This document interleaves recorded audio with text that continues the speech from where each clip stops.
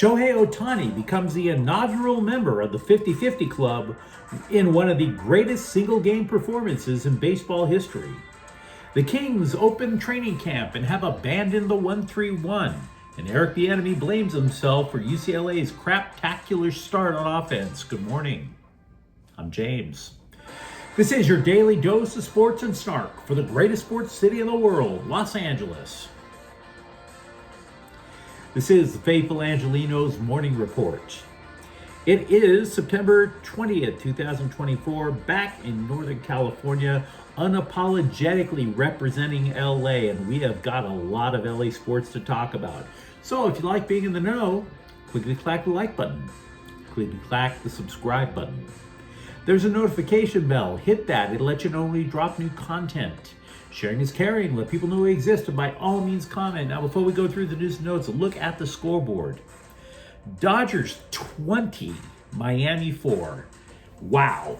But even a bigger wow, Shohei Ohtani breaks the 50-50 glass ceiling in Major League Baseball by going 6 for 6, hitting 3 home runs, stealing 2 bases, and driving in 10 runs. You heard me. 6 for 6.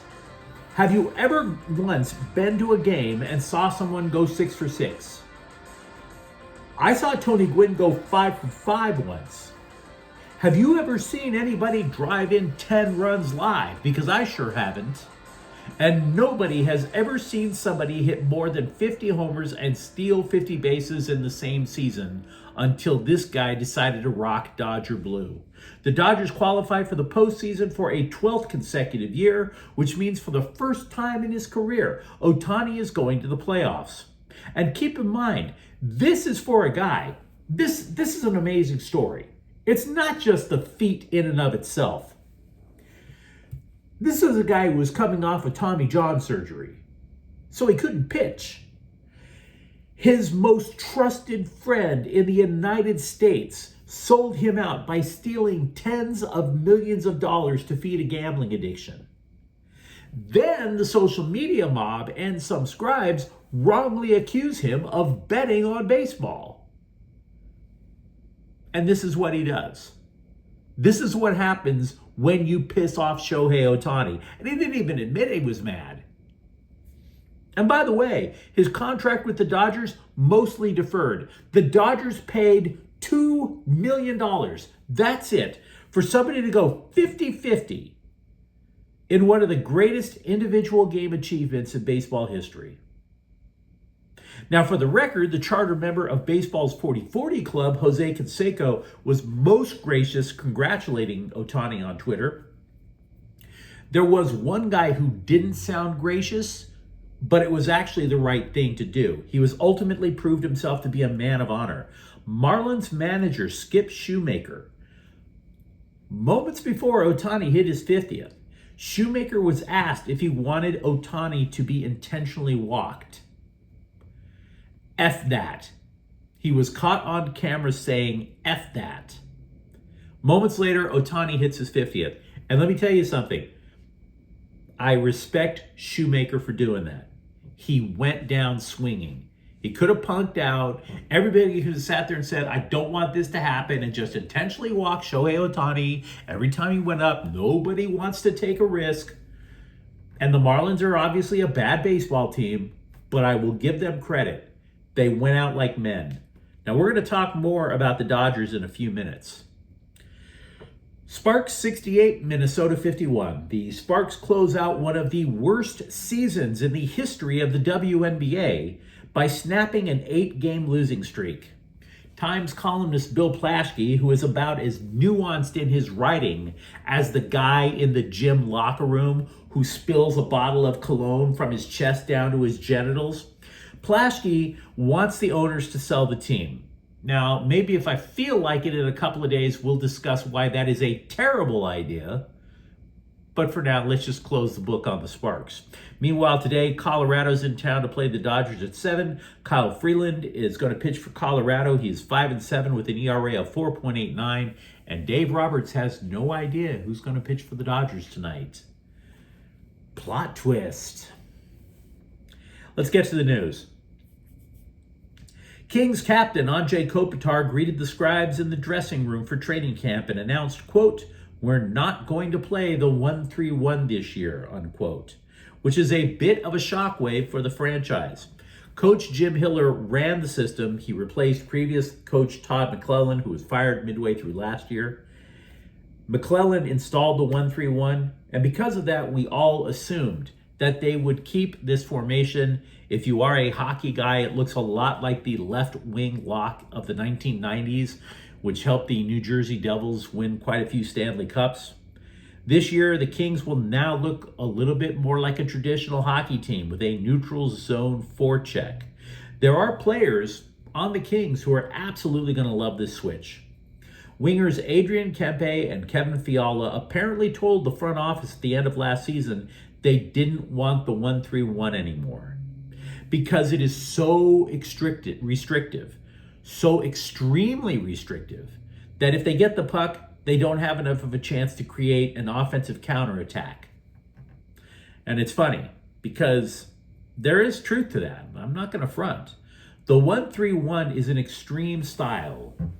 And to quote the movie Heathers, the extreme always leaves an impression. Love or hate. The thing that concerns me about this switch, though, is twofold. Most of the complaints about the 1-3-1 came from opposing teams, particularly Canada. Since when do we give a damn about anything Canadians think? Right? I mean, I'm in a cheap hotel right now. There's an IHOP next door. So I'd like to thank Canada for all the maple syrup I can have tomorrow morning.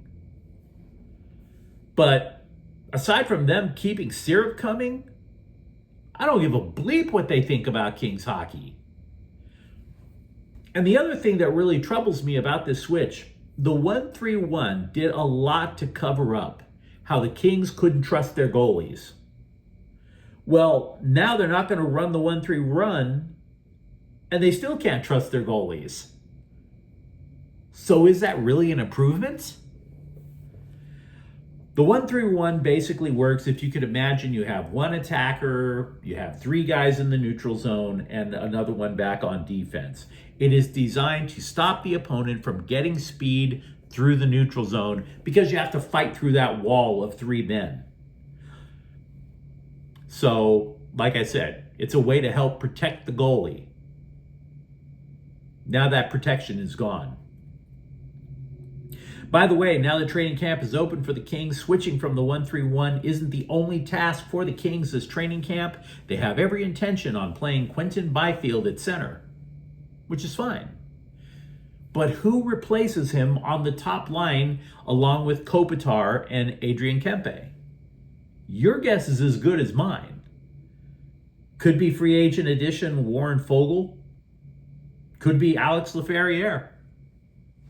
You tell me what you think in the comments thread. UCLA's offensive coordinator Eric Bieniemy blamed himself for the Bruins' dysfunctional offense, which is at least a good starting point for blame.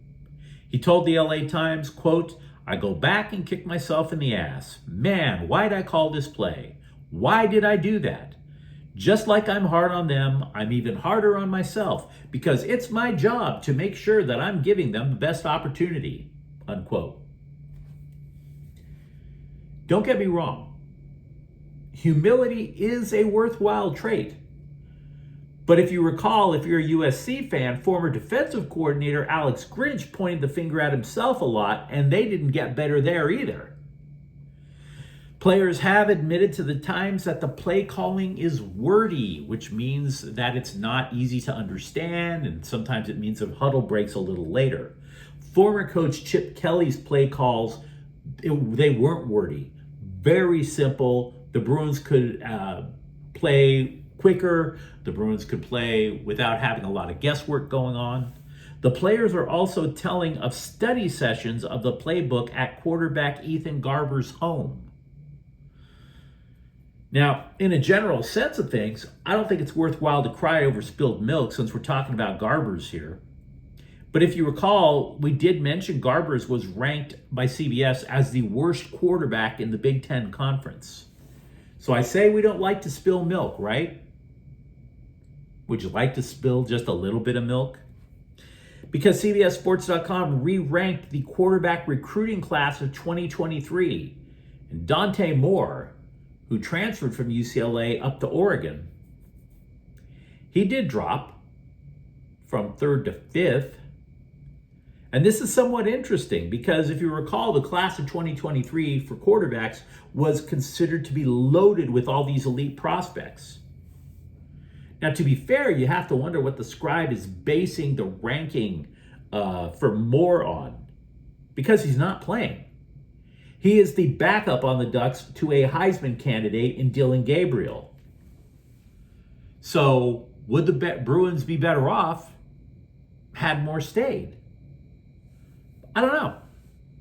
And by the way, to be fair, I'm not sure it's completely Garber's fault that the Bruins can't score. Again, that goes back to Bieniemy. If you recall, it was only a week before the season started when the LA Times suggested that UCLA was still working on mastering the screen pass. How much of that is on the coaching staff? And how much of that is on people leaving through the transfer portal? And by the way, we're talking about quarterbacks leaving in the transfer portal too quickly. If you're wondering about former USC quarterback Malachi Nelson, who was considered arguably the best prospect of the bunch, he transfers to Boise State. Dude doesn't even rank in the top 10 of that quarterback class now. That's a hell of a drop.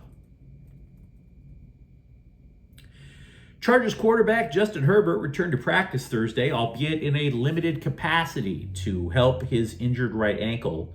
He injured it in the third quarter of the Week 2 win in Charlotte. X-rays are negative. Now, there hasn't been an official determination on whether he plays against Pittsburgh. The Bolts are practicing in the Carolinas. I will say I've been to the Carolinas. There's a lot of charming little neighborhood churches out there for Jim Harbaugh to sneak in and light a candle. The Chargers, by the way, are the second best team in the NFL so far in rushing. Now, I will admit to you that's a really small sample size. It's just been 2 games. So is this something that, as the kids say, would be sustainable? Right? This is just a guess, but it should be this week in Pittsburgh to find out if it could be. The Steelers only have the 29th ranked rush defense in the league. They play the same base 3-4 defense that the Panthers did. Now, to be clear, Pittsburgh has better players than Carolina. I don't deny that. But I was reading somebody break down the Chargers on film from the Panthers' victory. The Chargers' offensive linemen tend to double team defensive linemen in a 3-4. And of course, the Chargers have a mandate to play more physical, so they're blowing these guys off the line. Is it possible that you could see the same thing in Pittsburgh? Possible. It's all speculation. It's as if Dodger president Andrew Friedman finally said enough is enough with the speculation, this conflagration that was lit by Times columnist Bill Plaschke last week. Because Plaschke, when not acting like a Sparks historian, speculated recently that the Dodgers might ask Shohei Ohtani to pitch. And that triggered this week-long poop storm of abject stupidity. Thank you for nothing, Bill. Now, for his part, Ohtani said he would chat about his progress with the Dodger brass. And this is when Friedman finally said, screw it, I'm going to set the record straight. But he didn't do it with Plaschke. He goes to the LA Daily News. Quote, this meeting with Ohtani is about his rehab progression and timing for how to get him ready for next year. Right now, he's only thrown about 5 bullpens, which is the equivalent of January, unquote. In other words, the throwing that Ohtani is doing is like getting a head start on an off-season program. And then Friedman added specifically about Ohtani in the playoffs, quote, to me, he's not really an option, unquote. Meanwhile, The Athletic ranks the Dodgers pitchers 7th among baseball's playoff teams. They like the bullpen. They love closer Michael Kopech, which means you know exactly where I'm going with the rotation. Every Dodgers pitcher has their arms jammed in the wood chipper like at the end of Fargo. The Athletic admits they are assuming Clayton Kershaw won't pitch in the postseason, and that would theoretically make their third starter Walker Buehler. By the way, in case you were wondering about some of my facial expressions, I'm watching Ohtani highlights on the small-ass TV in here. Has anybody actually defined what a wing is yet in the NBA? We have this vague idea of it since Golden State went to the so-called positionless basketball. This is not a complaint. This is not me being a boomer. I'm not a boomer anyway. I'm from Gen X. But when I grew up, basketball was 2 guards, 2 forwards, and a center. Now, 90% of the NBA is like 6'7". Everybody is like 6'7", except for a couple of people. And all of these 6'7" players can ball handle. So you don't really hear of those traditional positions anymore. It's usually like what they call a little, a big, and wings. Like you're ordering something from Popeyes. Anyway, CBSSports.com created a list of the 10 best wings in the NBA and listed the Lakers' LeBron James as second best behind Jason Tatum of Boston. Yeah, the oldest player in the NBA is considered the second best wing. Now, the scribe writes, quote, "It's not clear how many MVP awards of any variety are still left in his aging body, but when he needs to, he can still summon all of the skill and ferocity that won him his first," unquote. And if you're wondering, by the way, Kawhi Leonard of the Clippers ranks 7th on that list of NBA wings, because despite missing the playoffs again, he played 68 regular season games and averaged 23 points, which damn sure ain't that shabby. But you let me know what you think in the comments thread. Talk to me about the greatness of Shohei Ohtani. Are you remotely confident that the Kings might be better off playing traditional hockey? And if you enjoyed the content, don't forget to subscribe to Faithful Angelenos. We're talking LA sports every single day here. Thank you for watching. I'm James. We'll be back tomorrow. Faithful Angelenos is a Ken Cortel Queso production. Take care.